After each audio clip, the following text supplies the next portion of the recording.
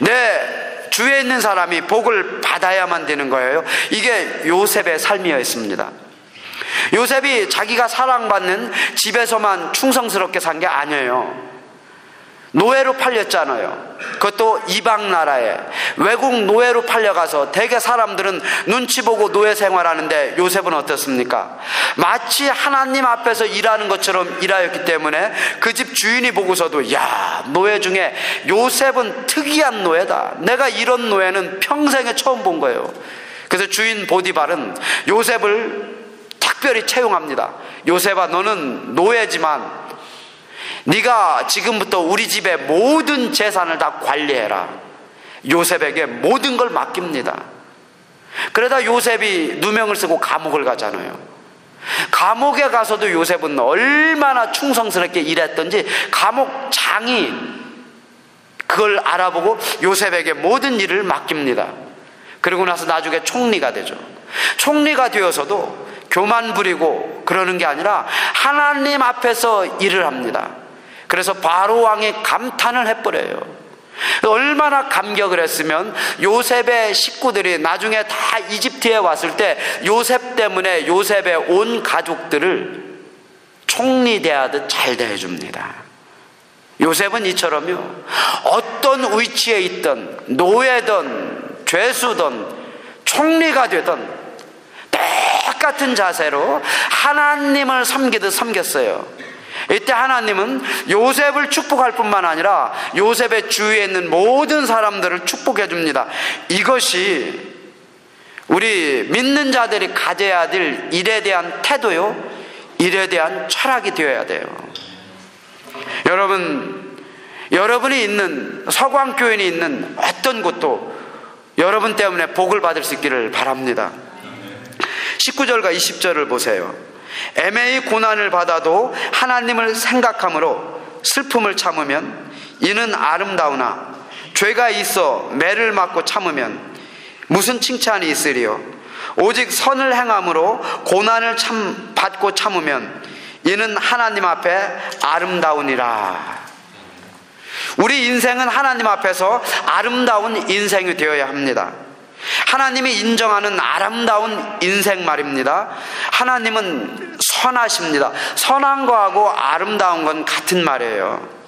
하나님이 선하기 때문에 하나님이 선하다 한 것만이 선하고 하나님이 아름답다 한 것만 아름다운 것입니다.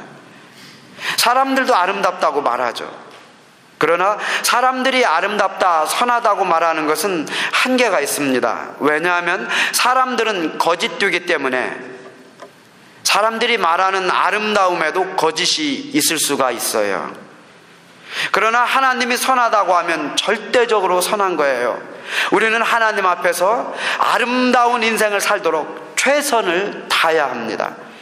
하나님은 어떤 인생을 아름답다고 하십니까? 예를 들어서 우리 주님은 마리아의 인생을 아름답다고 하였습니다. 마리아는 주님의 은혜를 아는 자예요.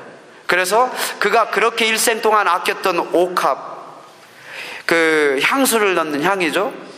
그 여자들은 일생이 옥합에 향수의 당시 원액을 이렇게 인도산이라고 합니다. 이 향유가. 그것을 옥합 주둥이 조그만 병에다 이렇게 저장을 했어요. 조금 돈 있을 때마다 향유를 사서 거기다 저장하는 겁니다. 그래서 이것을 여인들의 재산이에요. 아주 귀한 거죠. 정말 필요할 때는 한 방울 이렇게 물에다 타서 향유를 쓰는 겁니다. 근데 이 마리아는 자기에게 가장 귀한 이 옥합, 향유 담은 옥합을 예수님 발에다 다 부어버립니다. 당시 성경에 보니까 300데나리온 정도 되는 가치랍니다. 즉 300일 남자들의 하루 품삯이 1데나리온이거든요. 그러니까 300일 동안 일한 거, 즉 우리 1년 월급이에요.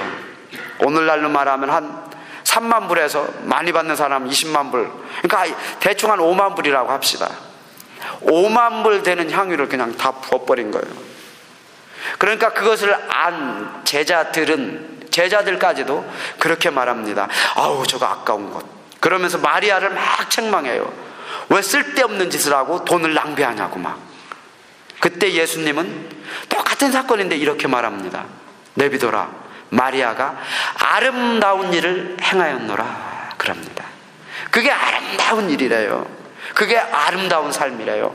얼마나 아름다우면 복음이 전해지는 곳마다 마리아가 행한 이 일도 함께 전해라고 합니다. 그래서 제가 주일마다 복음의 말씀을 전하면 사실 이 마리아가 행한 일을 주일마다 전해야 돼요. 그렇게 아름다운 일이에요. 저는 여러분과 제 인생이 그런 아름다운 인생이 되길 바라요. 그래서 복음이 전해지는 곳마다 야, 그런데 그 복음대로 사는 누구누구 인생이 너무너무 아름답더라, 이렇게 되는 인생이 되길 바랍니다. 그래서 예수님 올 때까지 영원히 아름다운 인생으로 기억되는 그런 인생 말입니다. 한 가지 오늘 본문은 이제 고난과 연결하여 선한 인생을 예수님이 말씀하십니다. 성경이 말씀하는 건데요, 인간의 삶에는 언제나 고난이 있습니다. 그래서 고난을 피하려고 애쓰는 사람은 참으로 어리석은 자예요. 고난을 피하기 위해서 노력하면 그것이 시간과 능력을 낭비하는 삶입니다. 왜죠? 고난은 피할 수가 없습니다. 그렇다고 일부러 고난을 맞이하라는 뜻이 아니에요. 그냥 인생에는 고난이 있는 거예요. 성경은 고난이 있음을 말해줍니다. 동시에 고난에 대한 우리의 태도와 자세를 가르쳐주는 거예요. 그래서 우리는 고난에 대한 바른 태도를 갖고 고난에 대한 바른 해석을 할 수 있어야 합니다. 그리하여 고난 중에도 낙담하지 않고 계속 하나님을 기쁘게 하는, 하나님 앞에서 아름다운 삶을 살 수가 있는 거예요. 어떠한 환경에서도 낙담하며 불평하며 인생을 낭비하지 말고 승리할 수 있는 것은 하나님 안에서 고난에 대한 바른 태도와 해석을 가질 때 가능한 것입니다. 애매히 고난을 받을 때가 있다고 성경을 말하죠. 애매히 고난을 받는다는 것은 불공평하게 이유 없이 일방적으로 고난을 받는다는 거예요. 이때 슬프죠. 억울하죠. 화가 나죠. 그래서 사람들은 애매히 고난받으면 슬퍼하고 억울해하고 한이 맺히고 화를 내는 거예요. 그러나 오늘 성경이 우리에게 가르쳐주는 것은 그때 하나님을 생각함으로 어떤 슬픔도 억울함도 참으라고 합니다. 참으면 하나님께서 이를 아름답다고 인정해 준답니다. 이는 마치 18절에서 우리가 읽은 것처럼 사환이, 노예가 나쁜 주인 밑에서 막 억울한 대접을 받는데도 그냥 주인께 공경하며 순복하는 것과 마찬가지예요. 그때 하나님은 축복해 준다, 그 말씀이고 그 인생을 아름답다고 한다는 것입니다.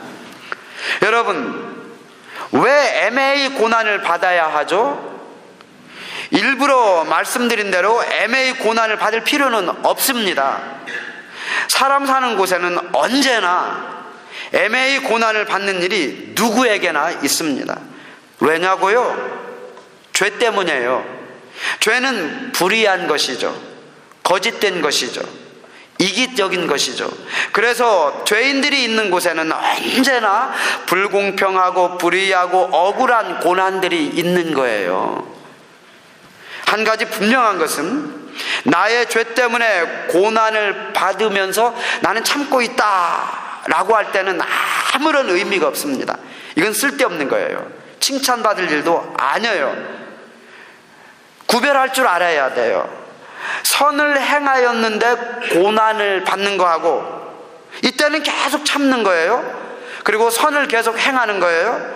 하나님 앞에서 아름다운 인생이 됩니다. 그러나 나의 죄 때문에 고난을 받을 때는